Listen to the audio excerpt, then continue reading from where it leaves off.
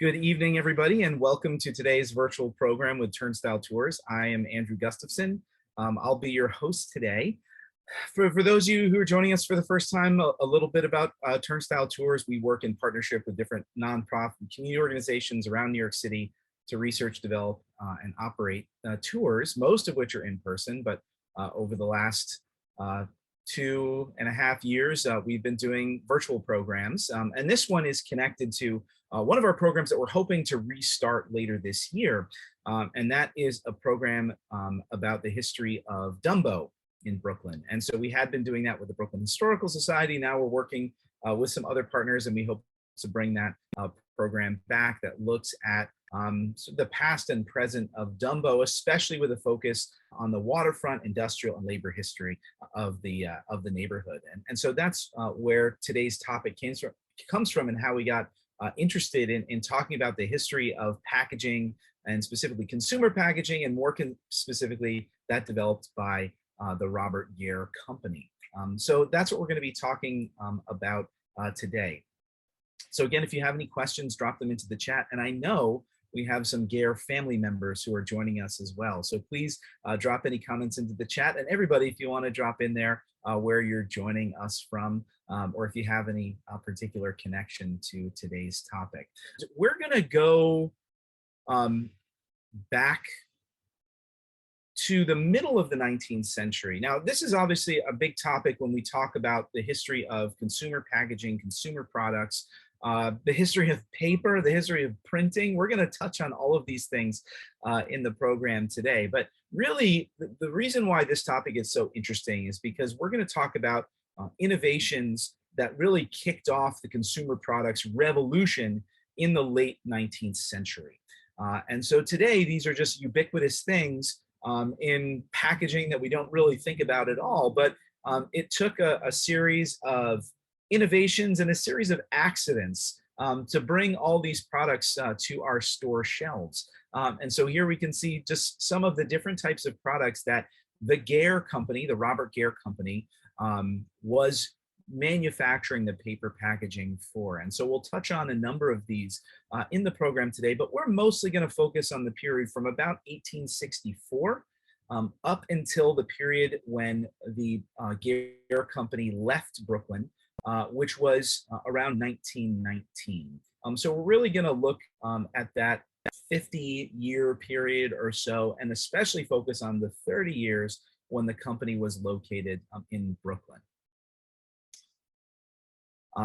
So first, a little bit of background on consumer products, because like I said, it's a relatively recent innovation where we had national brands that actually had advertising and branding that was recognizable to shoppers across the country.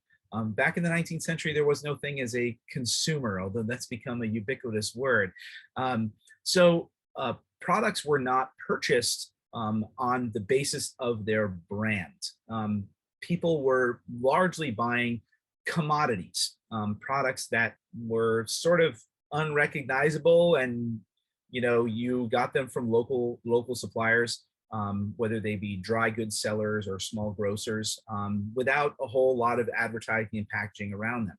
One of the first kind of group of products in America to embrace consumer branding and packaging was, unfortunately, the patent medicine industry.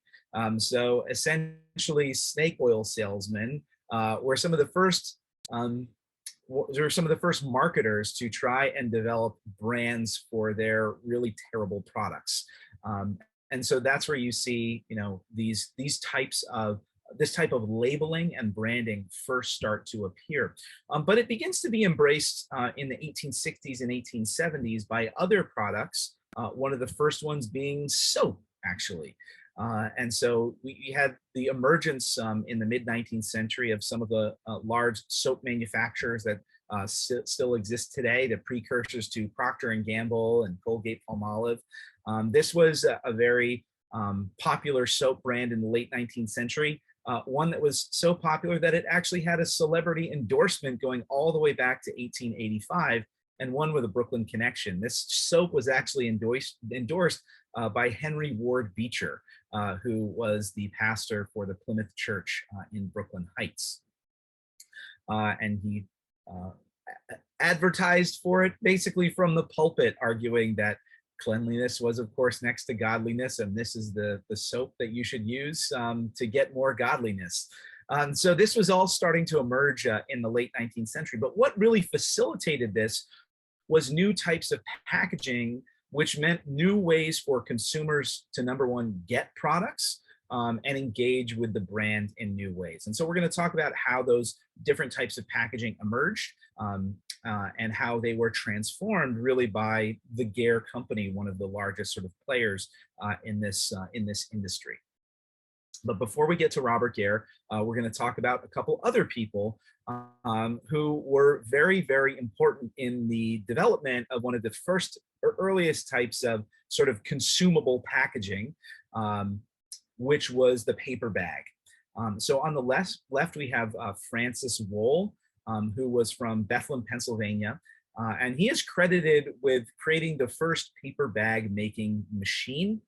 And that eventually led to the creation of the Union Paper and Bag Company, which would be a major player in the industry well into the 20th century. On the right, though, is a person who's more directly connected to our story, and that is George West. George West had a paper mill in Ballston Spa, New York, which is near Saratoga Springs.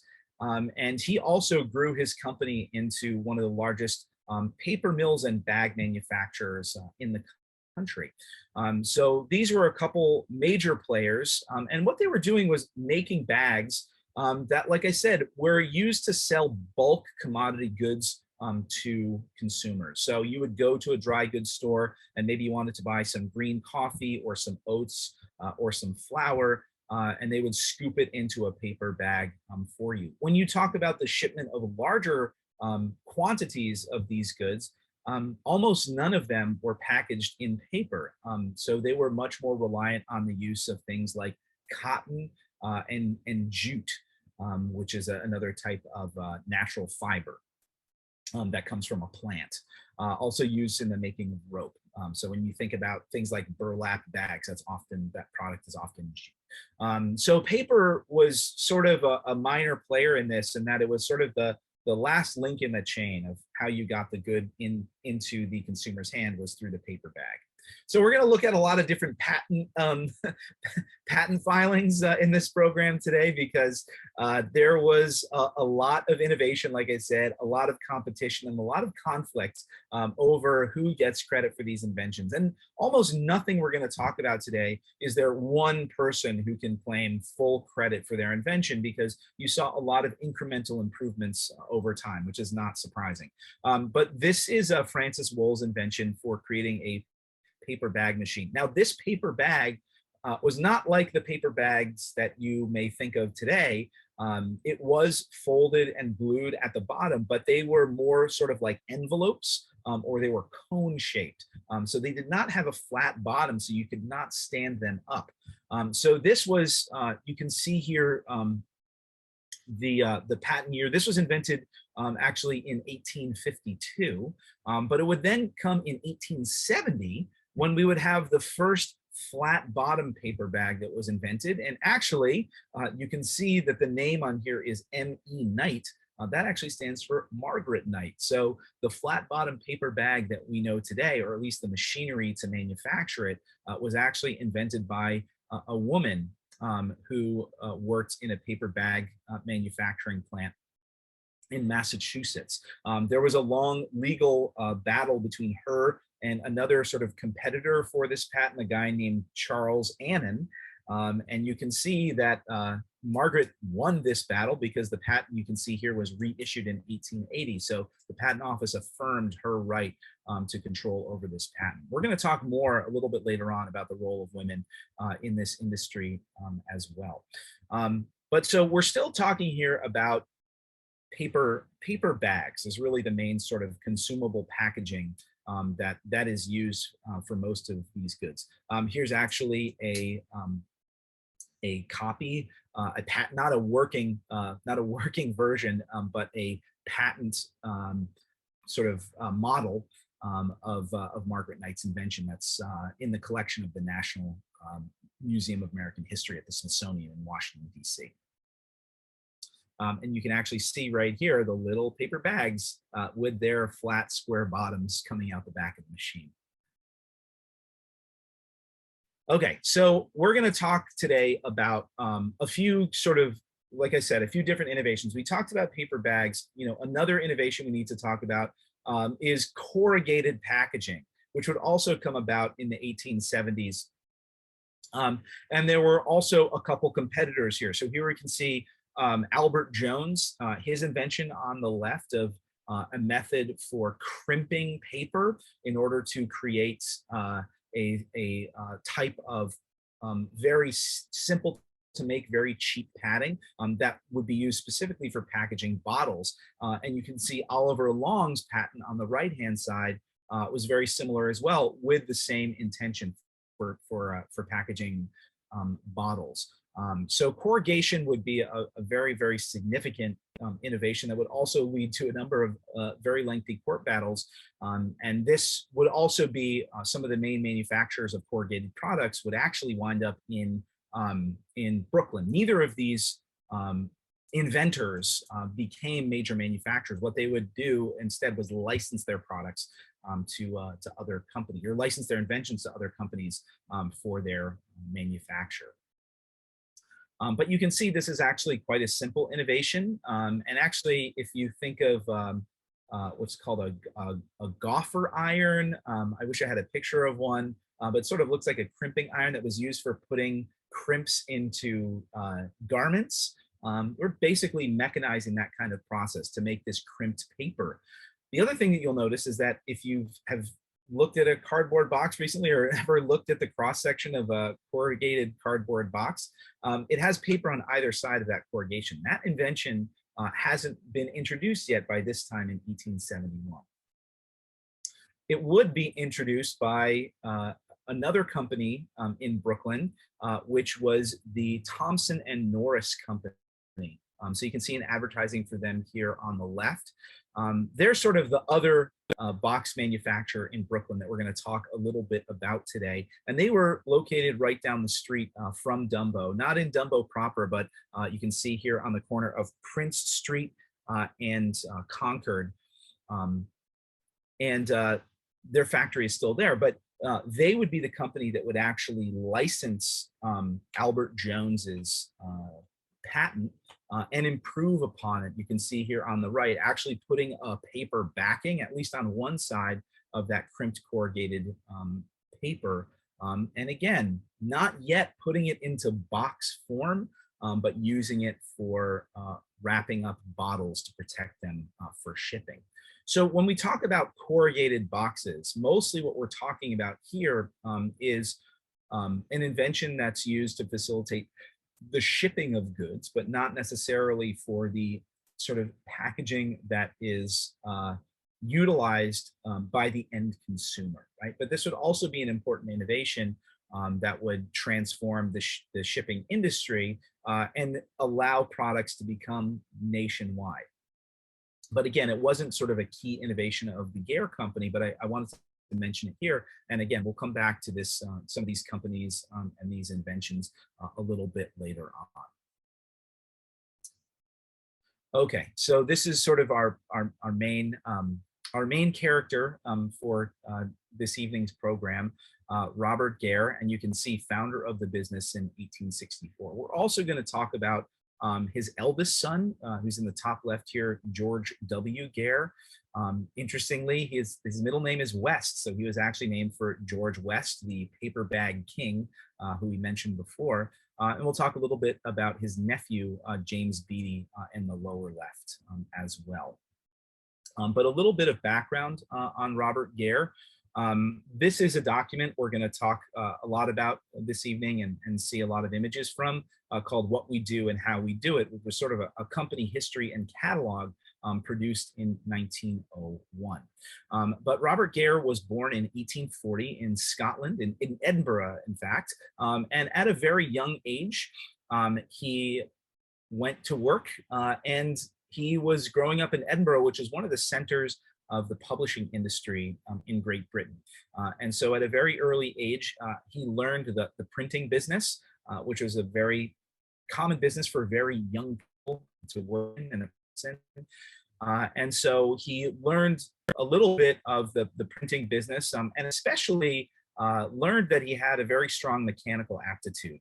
And so he became, a sort of apprentice as a mechanic for repairing printing presses. And that was a talent that he would carry through the rest of his life. And we'll talk about some of the innovations that came out of that. But at the age of just 14, he decided to leave his family, his mother and his sisters, and come to the United States. And so he moved to New York and quickly, again, began working in the printing business. So he moved from one printing capital to another here in New York, and made a life for himself, and eventually was able to save up enough money to bring his mother and sisters over to New York to live with him. And actually, we will, I just want to give a shout out today. Speaking of Robert Gair's family, I actually did an in-person tour today and was joined by some great grandchildren and great-great-grandchildren of Robert Gair. And so we took them around the neighborhood and showed them a little bit of Gairville, which we'll talk about a little bit later on today. But I think it's sort of best to start the end when we talk about Robert Gair's story, and take a look at his obituary, because I think it lays out a lot of his contributions very clearly here in this obituary from the Brooklyn Daily Eagle. So it says here, he revolutionized the business world by substituting the paper box for the bag method. So 50 years ago, pickles resided in barrels, bins, and barrels stood on all sides, and mice and rats had to be watched for constantly. The era of folding boxes changed all this completely and changed the entire aspect and atmosphere of grocery stores throughout the country. We also have to remember this, that the grocery store did not exist until the early 20th century. You were buying all of your goods from a dry goods store or a grocer, but everything was behind a counter and held in sort of large bulk containers. So again, it would the consumer packaging revolution would also lead to the self-service grocery store in the early 20th century. It was Mr. Gair who did this. Economically, the packaged goods are easier to pack, ship, and store, and eliminates weighing and guesswork. The art of the folding box manufacturer reduced the work of the retailer to a minimum. But it didn't start out so easy for him. So he came to the United States and worked very hard.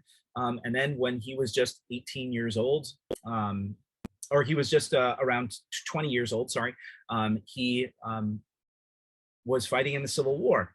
He had joined a couple years before the 79th New York Infantry, also called the Highlanders. It was a Scottish unit.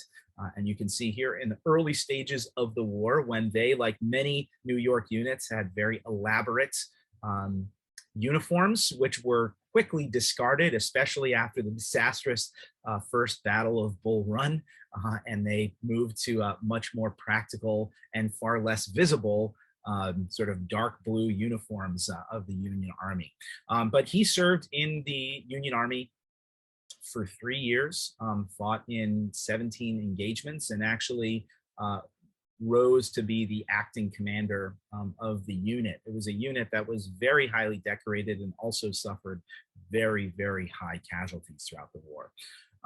But he managed to survive and come back to New York. Now, throughout the war, one of the things that sort of marked Robert Gair's life was his frugality when it came to business.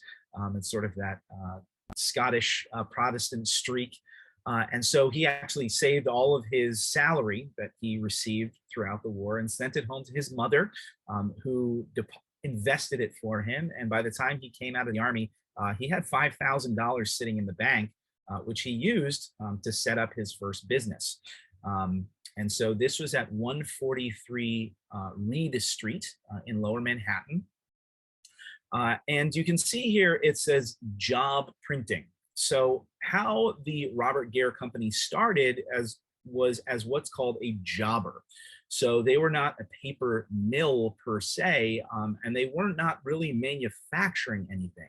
Like I said, he got his start in the printing business. And so what he was doing was basically printing the labels of stores onto paper goods. And started mostly not with paper bags, but with just sort of loose paper that was used for packaging all sorts of products.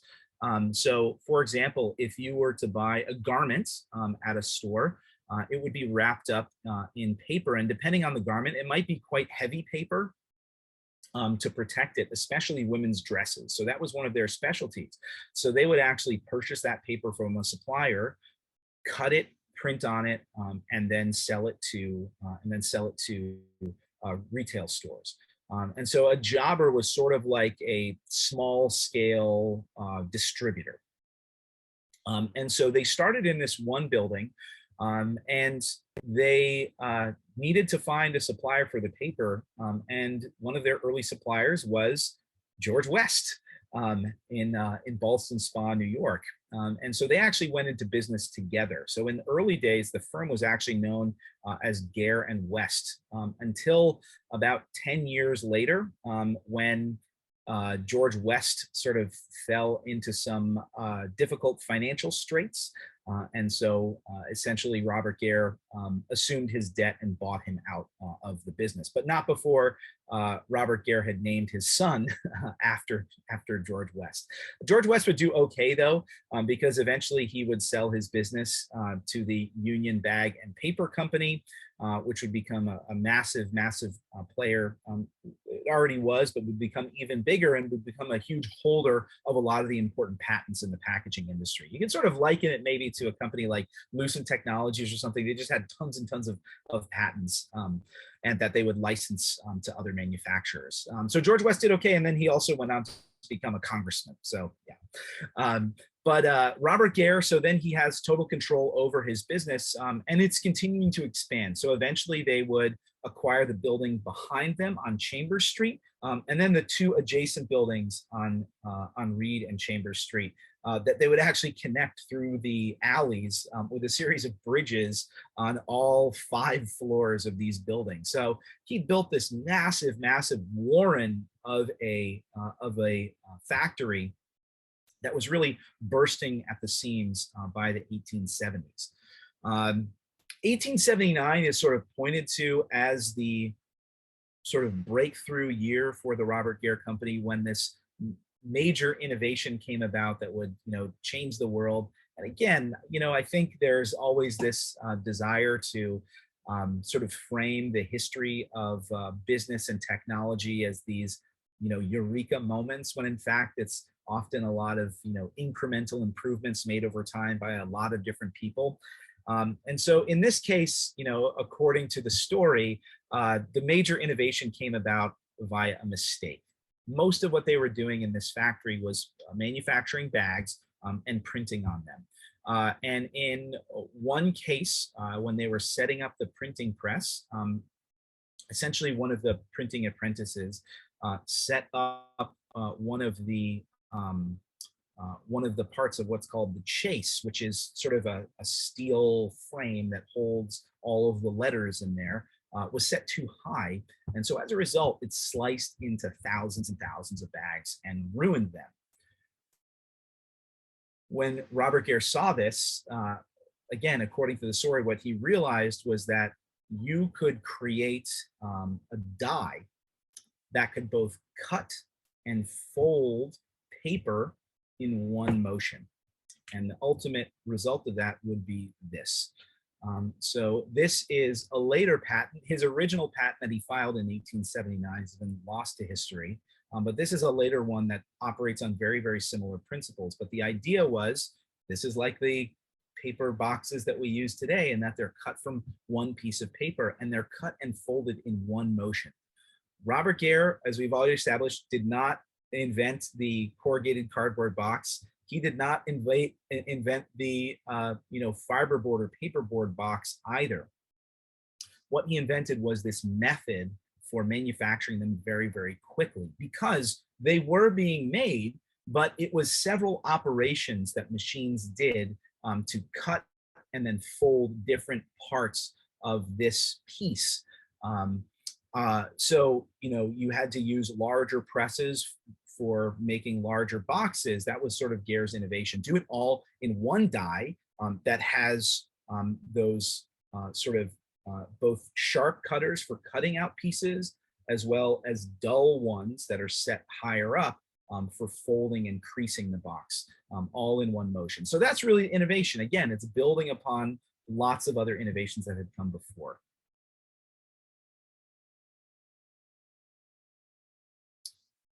So, like I said, 1879, the Gair Company is really bursting at the seams in their Lower Manhattan facility, and so you know they start looking for other places to move to. You know, they had considered, you know, other places in Manhattan. They'd considered moving to New Jersey, but by the time we get to 1884, 1885, Brooklyn was becoming a very appealing option because of something you can see in this image. In 1883, we have the opening of the Brooklyn Bridge.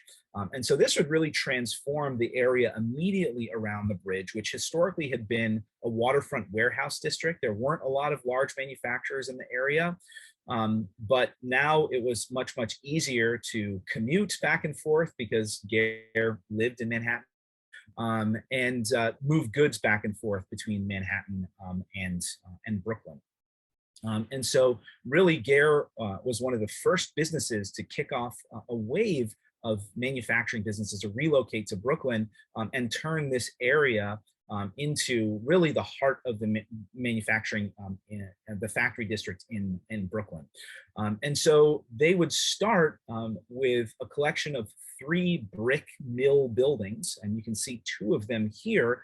And right now we're looking at Water Street right here and Washington Street right here. So they would occupy both sides of this street.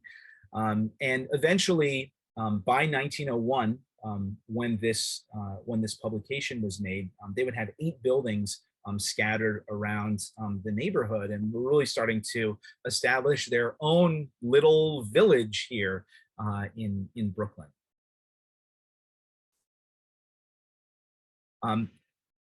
Now, one of the things that this sparked was other companies to start to make the move across the river as well, because Gair was becoming a major supplier of packaging for a lot of different food companies in New York. And so here we can see some examples of them. Comes from a little bit later, 1921, but they had many of these contracts by the turn of the century. And some of them you may recognize, including Domino Sugar. They didn't have to move, they were already in Brooklyn.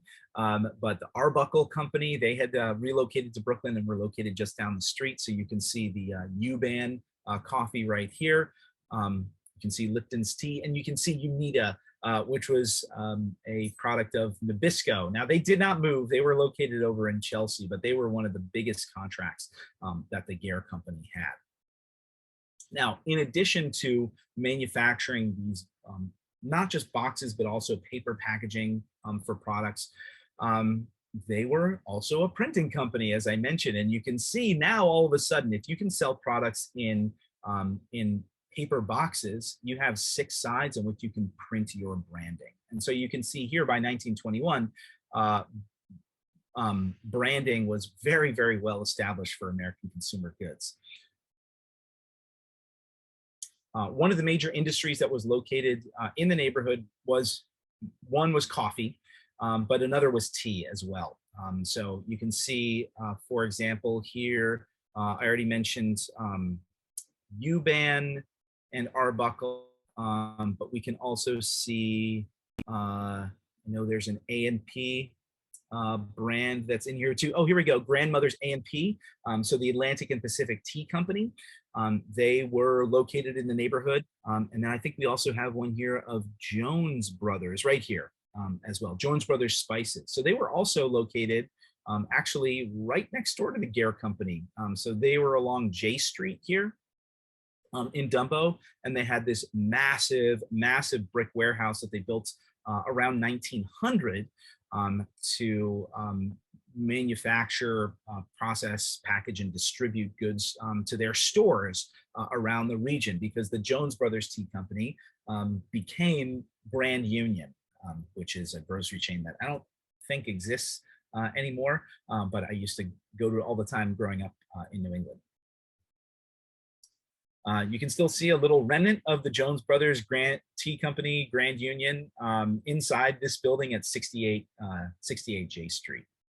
It's now a mixture of commercial and residential space.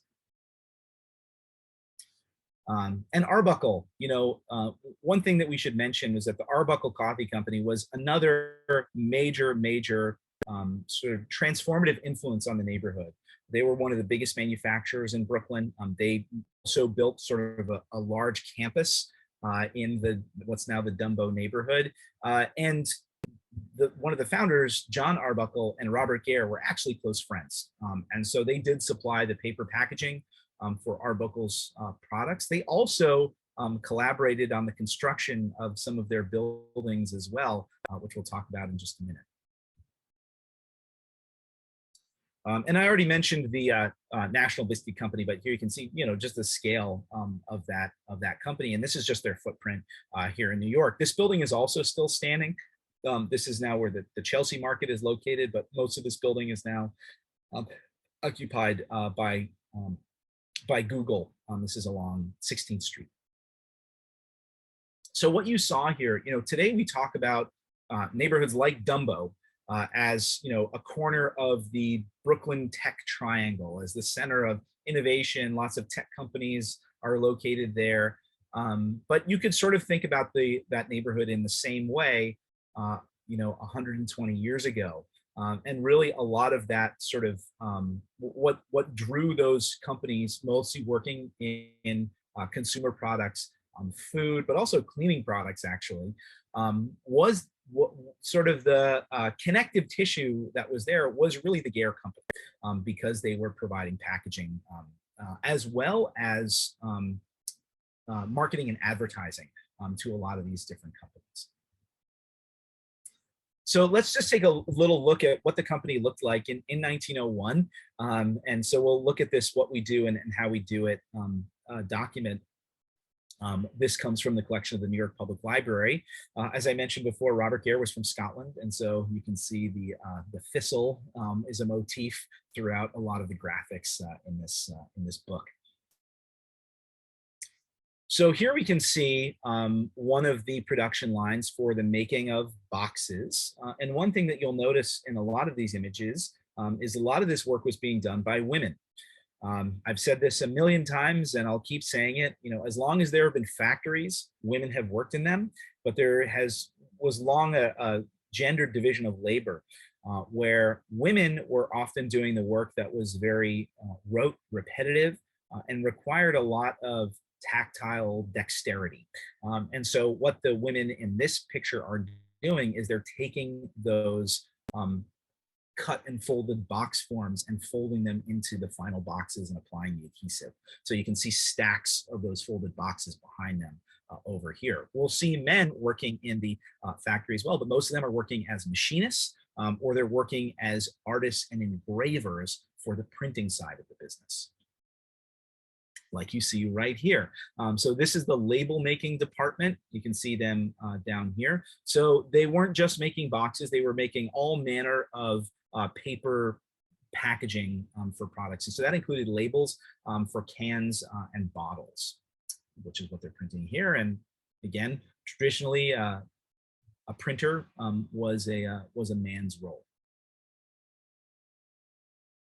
But here you can see some women that are operating a massive machine they had in their factory, which was an embossing press.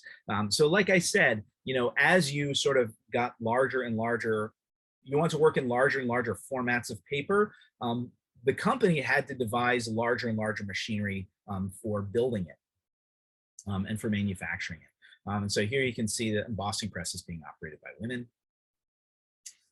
Another product that they made, again, anything that was made out of paper, the Gair Company would make, and that included educational globes. And so here you can see, again, mostly women who are applying the sort of oval shaped strips to the globe for the, these were mostly sold to schools. There's a funny story. We'll share some links afterwards to this document, as well as to Robert Gair's biography, which was written in 1939. And there's an anecdote in there, which again may be apocryphal, but in 1913, they had a little bit of a crisis where the Balkan Wars had just sort of redrawn the borders of Serbia and Austria-Hungary. And so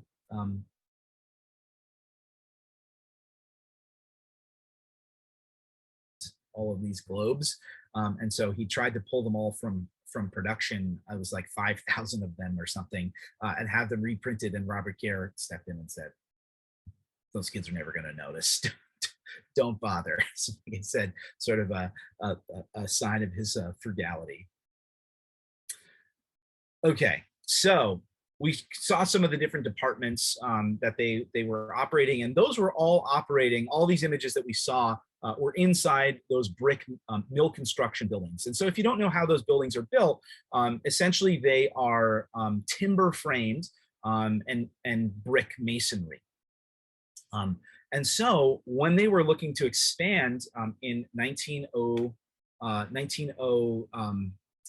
1903, James Beattie, Robert Gair's cousin, was sent to the South to try and find large timbers for building much bigger factory. They had to go to the South. The South was really the center of the timber industry, especially for very large logs, these huge southern white pines and live oaks.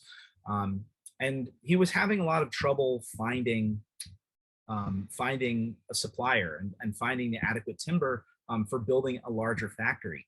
But he happened to go to Jacksonville, Florida. Now, Jacksonville basically entirely burned down in 1901, which you can see here. And while he was there, he encountered this guy, Henry C. Turner. In 1902, he had set up his own company, which was working with the new material, which he again talked about a lot if you've been in our past programs, but it was reinforced concrete. He had worked for a man named Ernest Ransom, who basically invented the foundational technique of reinforced concrete that we still use today, using twisted steel reinforcing bar. And so Henry Turner worked for him and then set off on his own, forming his own construction company using that Ransom method. In 1902, and they were really struggling to get people to adopt the technology. The city fathers of Jacksonville were desperate to rebuild the city quickly and hopefully in a fireproof manner, and so they took to the technology right away. But Beattie met Turner and was convinced that this was the method that they should use for building their new factories. And so they made a sales pitch to Robert Gair and also to George Gair, his son, who was becoming more and more involved in the company at this point. And they were convinced that this was the way that they should go. And so this was their first concrete building, one of a series that would be constructed over the next 13 years. And so this is called Gair Building number 4. And so this stands right also at the corner of Water Street and Washington, but on the south side of Water Street.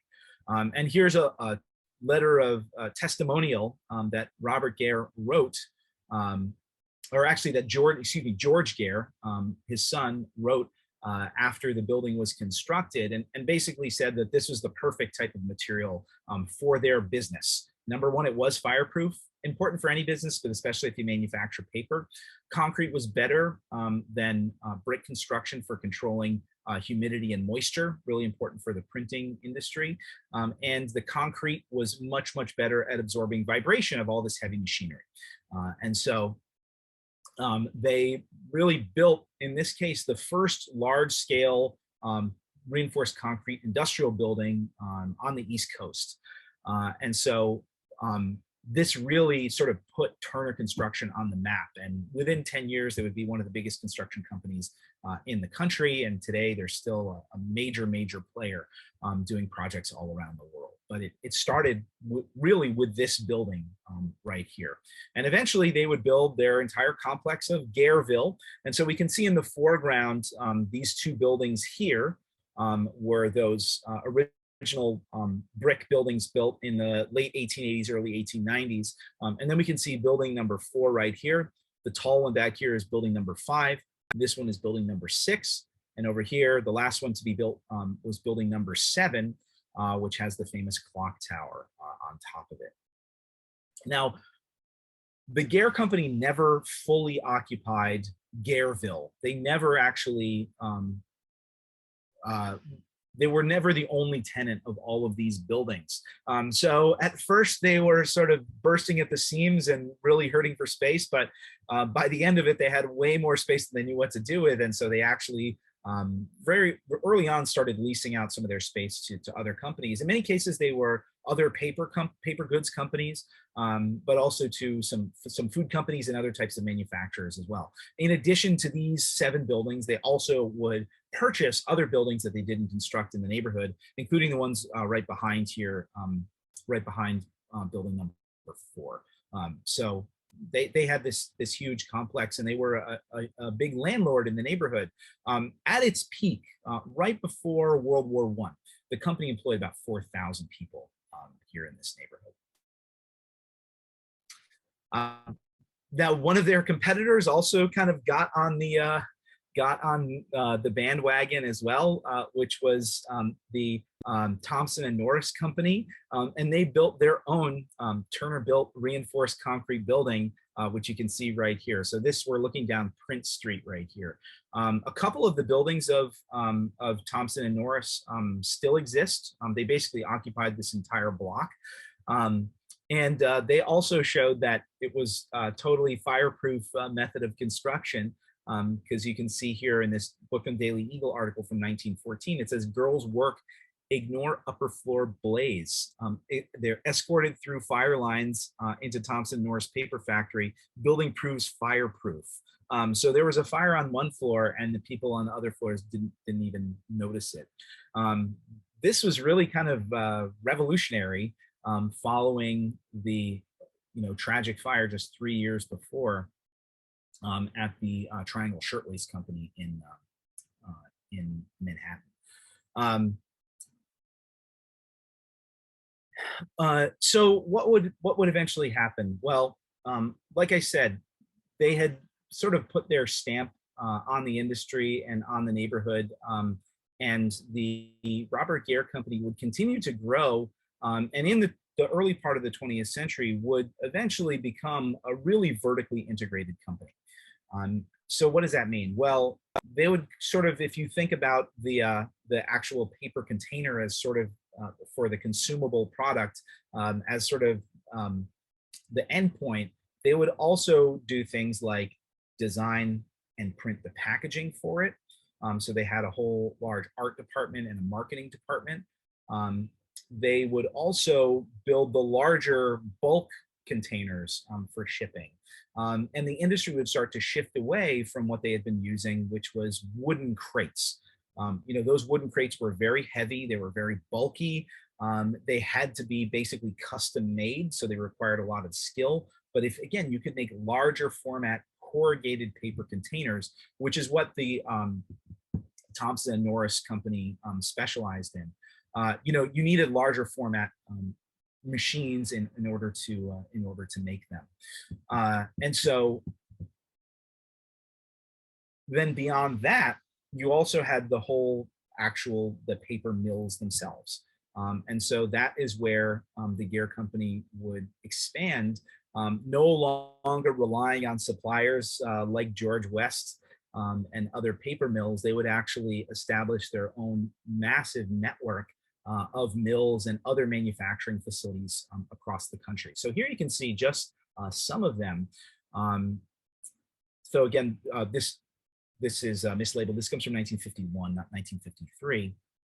You can see they had them in Natick and Haverhill, Massachusetts, New London, Connecticut, Bogota, New Jersey, Elkhart, Indiana, Toronto, Ontario.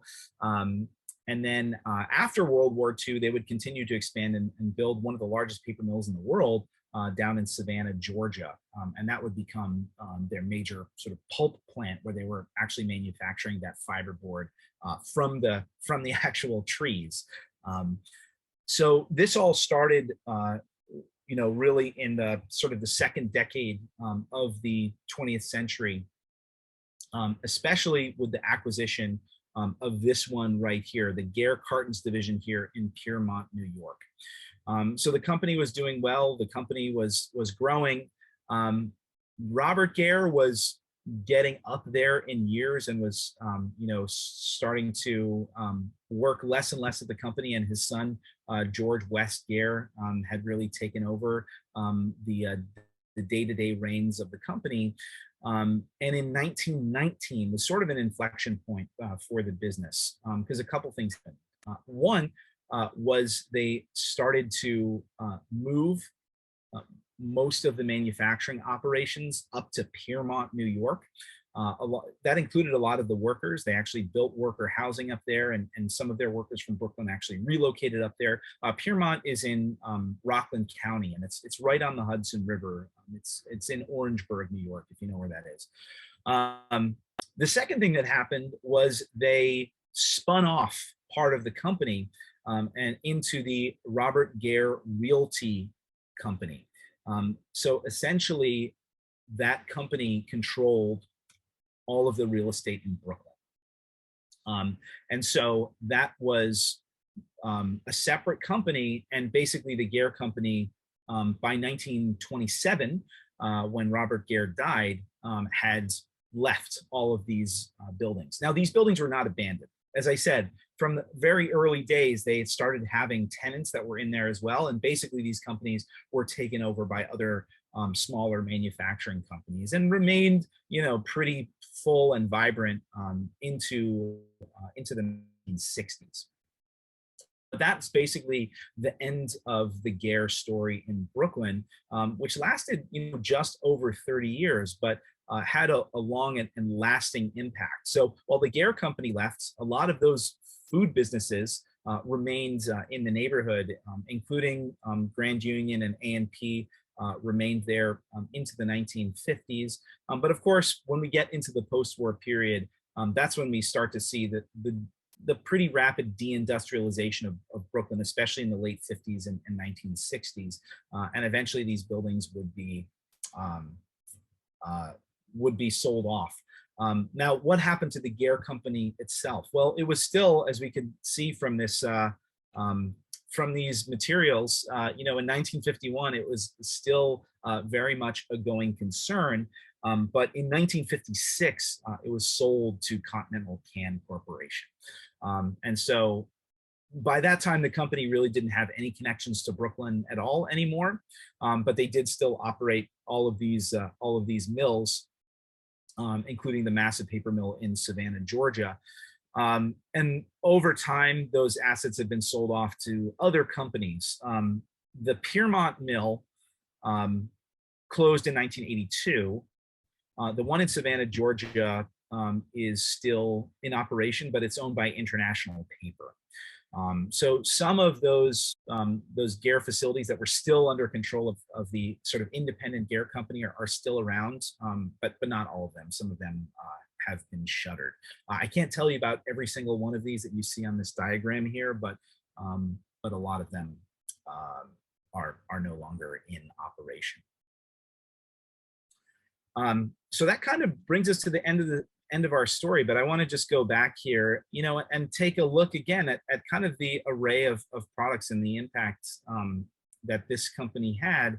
And again, we have to emphasize that it's often said, that the cardboard box was invented in Brooklyn.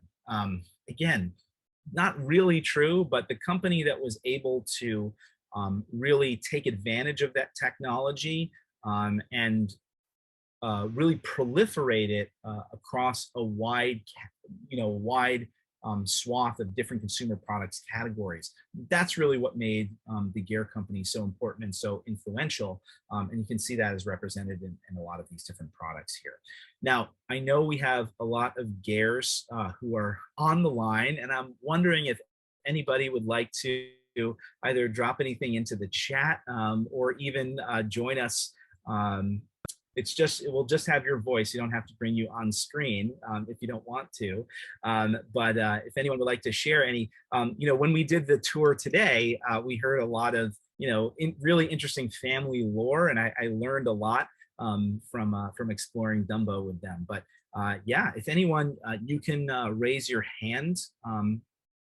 You can use the hand raise function, or you can drop something into the chat if you'd like. As I mentioned as well, we're going to share a lot of the resources that we did here on the program, and we'll put that on the show page. Okay, so I'm going to go with Stefan, who raised his hand first. I think I just unmuted myself. Yes, we can hear you. Yep. Excellent. Well, that was a great tour today. Boy, we had a lot of fun. Oh yeah. There were a lot of things that we thought we knew. And some of them actually turned out to be true. But yeah, kudos to you for doing a lot of research, and that was a lot of fun. We really enjoyed it. Yeah, thanks so much, Steve, for joining us today and sharing. It was great. Now I'm looking forward to seeing some of your family documents and sharing more of what we have in our archives about the company and the family history. So thank you so much. By the way, if we go back here, Steve is the one in the green shirt here, right here. Great. So yeah, Cindy, you want to add something? No, I wanted to, for those, so I know you had some of the Gair family today on a tour, but if you could expand for people that want to go to Dumbo and want to kind of see some of the sites and places that connect to Robert Gair, who might not, or the Gair family who might be new to this, where should they go? Well, how will they see the landscape? So if you could give us a little context. I think, yeah, absolutely. And I'm actually going to do that with Google Maps. So I'll share my screen in just a second. I think one of the things that also has led to the sort of, enduring legacy, it's sort of one of the facts, like if you ask someone like, what's an interesting fact about Brooklyn, a pretty common one that comes up is like, oh, they invented the cardboard box here. I think part of the reason for that is that the Gair company put their name on all of their buildings. And so it's still even though the company hasn't been in Brooklyn now for really over 100 years, it's still very visible because they didn't just paint their name on the side of buildings. It is, engraved, stamped in concrete. It is, cast in metal, and you see it all around this complex of buildings here. So I'm going to share my screen again and show you kind of where we are in Brooklyn. So this is Washington Street right here. And here we can see building number 1, number 2, and number 3. So those are the brick mill buildings that were constructed before they built the concrete buildings. Andrew, can you zoom out for people that, so we've got the Manhattan Bridge over on the left-hand side. Yep. Yeah. So here we can see, whoops, get a satellite view. And I'm going to hide the labels so it's better. Okay, so here we can see the Manhattan Bridge and the Brooklyn Bridge, and it's situated right in between them right here, okay? So very easily accessible from the ferry right here at Dumbo Brooklyn Bridge Park, and we're going to zoom into Washington Street right here. And it's worth mentioning that Washington Street is also a place where a lot of tourists like to come to take photos. Yes, of course, because you can see right down Washington Street. You can see through the arch of the one of the towers of the Manhattan Bridge, and it perfectly frames the Empire State Building. So people love to take that picture there. But okay, so north of Water Street here, we can see those original brick buildings here. And then building number 4 is right here. So that was the first concrete building. Building number 5 is right here. Building number 6, and then building number 7 is probably the most prominent. This one right here, it's also called 1 Main Street. And so this building has the clock tower on it. This building is residential. These other 3 brick building or other 3 concrete buildings are commercial. So I should say, you know, what happened to the Robert Gair, you know, realty company. So the buildings went through a series of owners, including the Helmsley Corporation in the 1970s, who ultimately sold the buildings to David Willentis and the company Two Trees, who now still owns the building and is responsible for the major redevelopment of DUMBO since the area was rezoned from industrial to commercial and residential in 1998. But you can see that these office buildings have some pretty nice roof decks up here. And then there's even nicer roof decks on top of some of these residential buildings here. This is another Turner concrete building, but it was actually for the Sweeney Manufacturing Company, which made pots and pans. And then we can also see some of the buildings of the Arbuckle Company, which are still there, including this one right here, 20 J Street, 10 J Street, and then these buildings over here along John Street as well. So like I said, they had also their own little campus that's still largely intact in the DUMBO neighborhood for the Arbuckle Coffee Company. And then I'll show one more building, if I can find it. Sorry, we have to go back to the other side of the bridge. So this one right here, you can see right here, this is that Grand Union building that I mentioned, the Jones Brothers Tea Company, which occupied an entire city block right here. Great. So if anybody has any last questions before we log off, because it's just about 7 o'clock, I want to thank everybody so much and invite Cindy to come back on if you want. And if you have anything that you want to add and share, but thank you so much for your help this evening. Yeah, so again, stay tuned. We're going to be doing another virtual program in a couple weeks as part of our Tide Shift project, which is a project of the Waterfront Museum that's being spearheaded by our colleague Stefan DW. So we're going to be doing another live oral history session about the transformation of the working waterfront since the advent of containerization. So join us for that in July, but also you can join us in person every weekend on our tours, and also June 29th when we're going to be doing our special boat cruise with Open House New York. So thank you all so much. Oh, we have a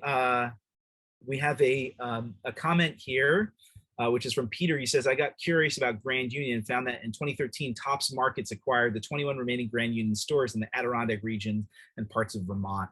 In 2021, it was announced that as part of Tops Friendly Markets and Price Chopper merger, the combined entity had to sell 12 stores to meet regulatory approval. Yeah, so, and they'll be converting them back to Grand Union stores in 2022. So that'll revive the brand. So that's so interesting. Yeah, Northern New England, Grand Union used to be everywhere, but one of the many kind of grocery store brands that have disappeared over the years. Joanne asks, where do you go to get that great tourist photo shot? Well, you could just follow the crowds, but the spot is right at the corner of Water Street and Washington Street, looking north. You can't miss it. I mean, we've seen. You can't miss it, and now it's. There are fashion models that are like set up there, or tourists, and there's people in the middle of the street, even though it's not really closed off. And now it's an open street. Oh, it is? So that section between Water and Front is closed to traffic. Yeah. Oh, and Steve wanted to add something. Sure. There we go. I'm not sure if I lowered your hand or if you. No, I just actually put it up again. So one of the stories, I don't know if it's in the green book, but he had a rubber foot. Oh, I didn't even mention that. Yes, great story. Thank you for adding that. Yeah, so that happened when the company was in Brooklyn, when they were installing a, a press. And so it was being moved in with a crane. And he was at the age of 70 something, he was helping to position the machine to get it in the right spot to lower it. And it was lowered right down on his foot. And so a large portion of his foot had to be amputated. Yeah, and he was given a rubber prosthetic. So he walked with a slight limp for the remainder of his life. Yeah. So like I said, we'll also share, we'll put in the, on the show page, a copy of Robert Gair's biography, which was written in 1939. So like I said, it's, there's definitely no footnotes in that book. And I think there's definitely probably a lot of apocryphal stories in there, but he definitely had a rubber foot. That one was not made up. Yeah. That's great. Great. All right. So thanks so much, everybody. Enjoy your evening, and stay tuned. We'll be sending out a newsletter very soon, and we look forward to seeing you on our next program in person, or online. And I just want to give a big thanks to everybody who joined us back on May 26th for our 10th anniversary party and my 40th birthday party at the Brooklyn Navy Yard. It was so much fun. We're going to send out a special thank you to everyone who was there, but thank you all so much for making that special day and being with us over the last couple years during these times when we've had to explore New York City in the virtual space. So thank you all so much. Thanks so much, Cindy, and we'll see you later.